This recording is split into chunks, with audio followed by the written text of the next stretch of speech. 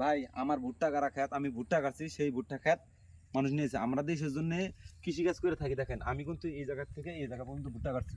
হ্যাঁ, এখন মানুষের এই ক্ষেতটা পড়ছে, মানুষের পড়ছে, কিন্তু আমার ভুট্টা খেত নষ্ট করে মানুষ খেতটা নিয়ে নিছে। ভাই আমরা দেশের সম্পদ, আমরা দেশের সম্পদ বাঁচাই ভাই। সেই ভুট্টা, এই ভুট্টা গাছ ভাই 4 দিন হয়।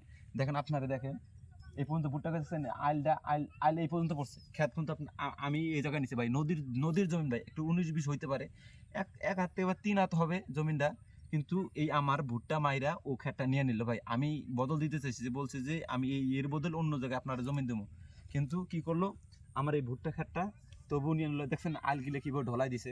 আর আমি কিন্তু এটা ভুট্টা কাটছি ভাই, মোড়ে আজকে দিয়ে 4 দিন হয়, এই খেতটা আমার নিয়ে নিছে। তাহলে আপনারা বললেন যে আইনের গতিতে এটা কি হইতে পারে ভাই? ফসল নষ্ট করছে ভাই, পুরাই আমার একটা ফসল নষ্ট করছে ভাই। লড়াই হাল বইয়া দিছে ভাই বরংস তারাই কিন্তু আমাদের জমিটা মাইফা দিছে, তারাই আমাদের আইল দেখাই দিছে, তারাই চাষ করে দিছে যে আমরা ভুট্টা কাটছি। ভুট্টা কাটার পর আজকে ওরা আবার মাপ দিছে, মাপ দেওয়ার পরে প্রায় 2-3 হাত পড়ছে, কিন্তু আমার এই ভুট্টার ফসলটা করা, নষ্টটা করা কি তাদের ঠিক হয়েছে ভাই?